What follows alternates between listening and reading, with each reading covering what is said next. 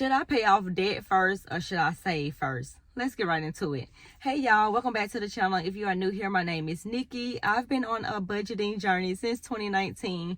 After losing my mom, she didn't have any life insurance or any savings, and neither did I or my family. So we had to go through our phone and basically ask everybody that we knew for money so that we can give my mom a funeral arrangement, and that's exactly what we did. And from that day, I basically tried to get in control of my own finances. I took a look at my credit report and realized that your girl was in all of this debt and she didn't have no money. Now keep in mind that I was working this full-time job, which is the job that I'm currently at now. I was working this full-time job and my bills were being paid, but I did not have any savings and I had all of this debt. And at the time I had more debt than what I was actually making at my full-time job per year, which was crazy now that I think about it. But in today's video, I'm gonna be sharing why you should be doing both at the same time.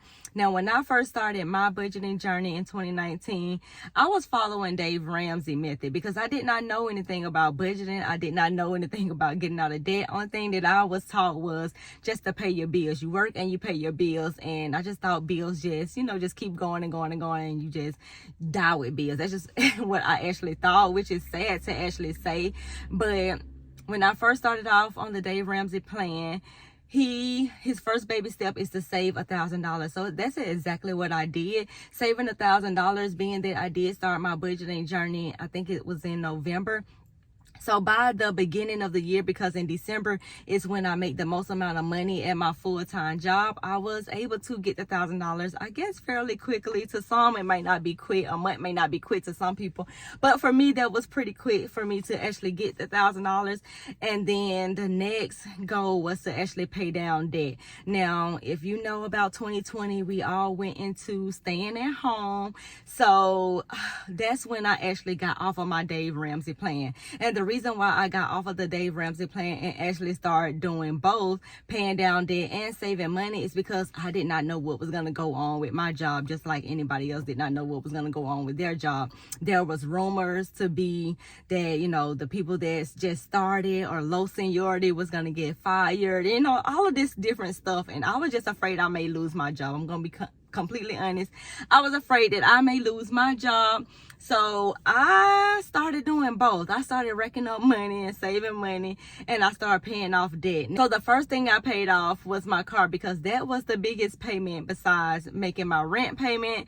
And then the next thing I started paying off were my credit cards, which I actually got everything taken care of or paid off by 2021, which was just a year later, because being that everybody was stuck in the house, but my job was still open and I was working overtime and doing all of these hours and things like that, I was able to save $10,000 that next year, which was in 2021, and I was able to pay all of my debt off besides my student loans by 2021 as well. So I was doing both. So how I was doing both was I was just automating the car payment that I was once making a payment for. I was putting that in my savings, and then I would take all of my income and subtract all of my bills and expenses, and whatever I had left, I would split that amount 3 ways. So if it was $500, I would split it 3 ways. I would give myself some money, I would put extra money towards debt, and then I would put extra money in my savings. But if it was less than $500, I would split it 2 ways, and I would give myself some money, and then I would put extra money towards debt. Another thing that I also did is I picked up a side hustle. So I was selling clothing, I was selling anything in my house that my kids had outgrew.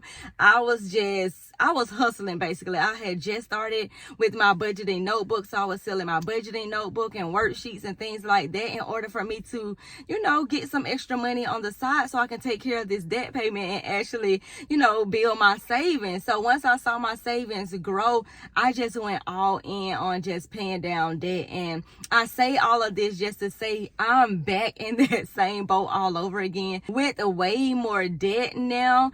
And now I'm just thinking I need to go back to the drawing board and just sit down and just actually start my debt-free journey all over again, because I did just purchase a home and I really haven't even looked at my credit report or anything like that. I know that my credit score probably has went down because I have made bigger purchases on my credit cards, which I was almost done with my credit cards. I think I had probably like maybe $5,000 left on my credit cards, but now being that I made large purchases on them, buying a refrigerator, and I did not know refrigerators are expensive, honey. Refrigerators are expensive. I'm talking about thousands of dollars. So buying a refrigerator, buying a washer and dryer, bedroom set, and just getting little knick-knack for this house, and then the house itself, hundreds of thousands of dollars. I deleted everything that pertains to my credit off my phone because I did not want to see my credit score drop. I still get emails about it. It's going back up now because I have been putting extra money towards my debt payment over there while still, actually saving as well. So I have a set amount that I put inside of my savings every single time that I'm paid according to my savings goal for the year. So for this year, my savings goal was $6,500. So if I break that up into paychecks, I'm paid 26 times a year. So $250 comes out of my paycheck every single time that I'm paid, and it goes into a savings account separate from my checking and my bill money and things like that, which works well for me. So you may want to take that tip and that advice as well and apply it to your life. But what I'm getting to is basically I got to start my debt-free journey all over again, y'all. I know it's hard to kind of like look at the numbers and see exactly where you at, but I know what it did for me back then in 2019. It actually helped me to see exactly what situation I was in, and I could create a plan to get myself out of it. So I need to do that now, being that now I'm in hundreds of $1,000s worth of debt. Now I gotta stop being afraid to look at it, and you gotta stop being afraid of looking at your numbers as well. So in the next video, I'm gonna be doing a debt confession and telling you guys exactly how much debt I'm in and how I plan on paying it off. That's it for this video. I will see you guys tomorrow in the next video.